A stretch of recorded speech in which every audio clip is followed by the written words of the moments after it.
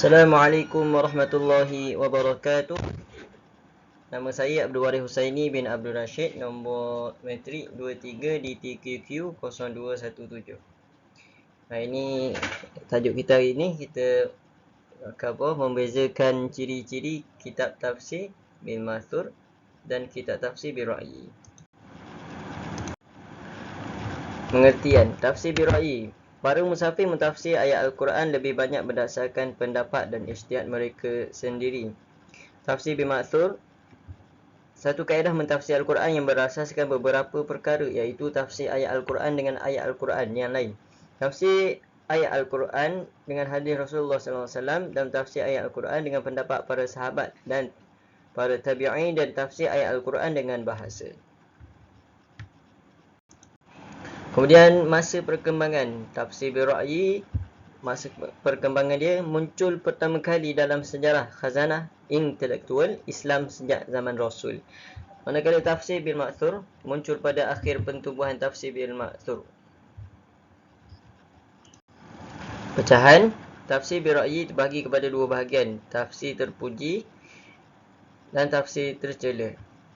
Tafsir terpuji mengatakan tafsir Al-Quran yang didasarkan dari ijtihad yang jauh dari kebodohan dan penyimpangan. Tafsir tercela pula, tafsir Al-Quran tanpa didasari dengan ilmu pengetahuan yang benar, iaitu hanya didasarkan kepada keinginan seseorang dengan mengabaikan peraturan dan pensyaratan tata bahasa serta kaedah Islam. Manakala tafsir bil ma'thur tidak mempunyai pecahan sama ada terpuji atau tercela kerana penafsirannya berdasarkan penjelasan yang sahih. Okey, kita ke sumber. Tafsir bil ra'yi. Tafsir bil ra'yi ini memiliki 4 sumber. Sumber yang pertama tafsir. Tafsir ayat Al-Quran dengan Al-Quran. Tafsir ayat Al-Quran dengan ayat Al-Quran. Yang kedua, tafsir ayat Al-Quran dengan hadis Rasulullah SAW. Yang ketiga, tafsir ayat Al-Quran dengan pendapat para Nabi SAW, para sahabat Nabi SAW. Dan yang keempat, lebih banyak tafsir ayat-ayat Al-Quran dengan pendapat dan ijtihad mereka sendiri. Dan sumber yang kedua, iaitu tafsir bil ma'thur. Tafsir ayat Al-Quran dengan ayat Al-Quran, itu yang pertama. Yang keduanya, tafsir ayat Al-Quran dengan hadis Rasulullah SAW. Ni sama dengan yang sebelumnya, tafsir bil ra'yi. Sama dua tu. Yang ketiga ni tafsir ayat Al-Quran dengan pendapat para sahabat Nabi SAW dan tabi'in. Tadi tak ada tabi'in, ni ada tabi'in pula. Okay. Kemudian syarat ahli mufassir tafsir bil ra'yi, kita bagi dua.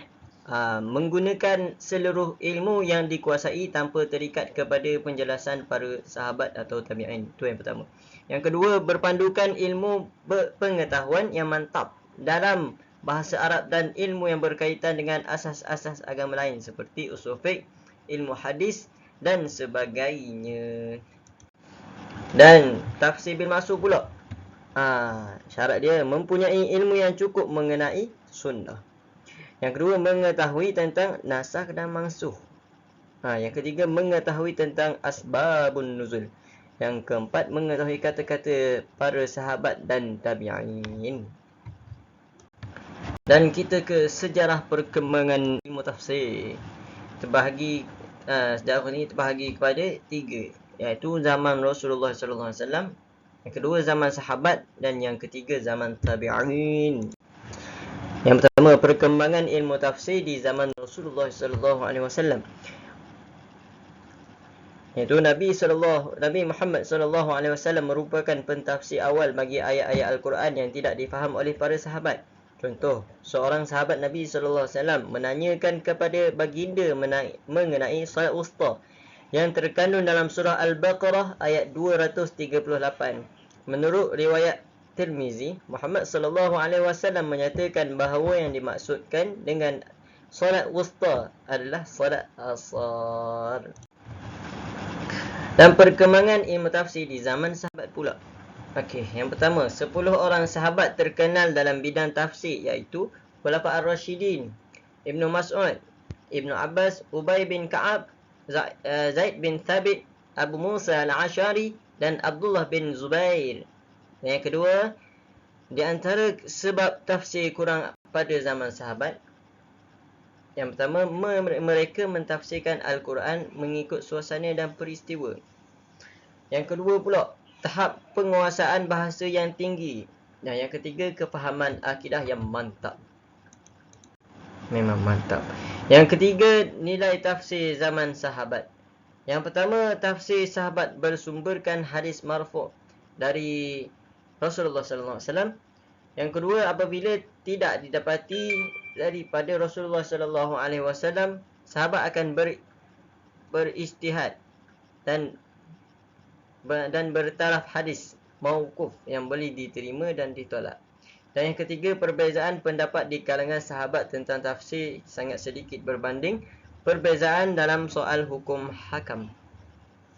Kebanyakan perselisihan merupakan perbezaan keanekaragaman dan pertikaian yang membawa padan. Perkembangan ilmu tafsir di zaman tabi'in.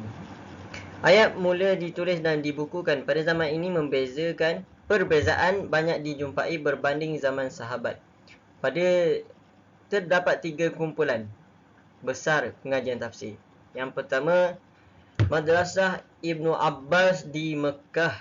Yang kedua, Madrasah Abdullah bin Mas'ud di Kufah. Yang ketiga, Madrasah Ubay bin Ka'ab di Madinah. Antara perkembangan yang berlaku pada zaman tabi'in. Yang pertama, riwayat ahli kitab menjadi salah satu sumber tafsir mereka. Yang kedua, kemunculan mazhab pada zaman tabi'in. Mereka memberi impak kepada tafsir. Yang ketiga, asas kepada tafsir bil ra'yi dengan akal pemikiran seperti yang dilihat dalam tafsiran Mujahid. Faktor kelemahan tafsir pada zaman tabi'in pula. Ni kemasukan riwayat Israiliyat dalam tafsir. Contoh riwayat Israiliyat dalam tafsir ni kita bagi ada 4 ya. Yang pertama, nama asbab Al-Kahf dan warna anjing mereka. Yang kedua, kayu tongkat Nabi Musa dibuat daripada apa? Yang ketiga, nama-nama burung yang dihidupkan Allah bagi Nabi Ibrahim. Yang keempat, penentuan anggota badan lembu yang dijadikan pemukul untuk memukul orang-orang yang terbunuh. Sekian dari saya. Wabillahi taufiq wal hidayah. Wassalamualaikum warahmatullahi wabarakatuh dan terima kasih.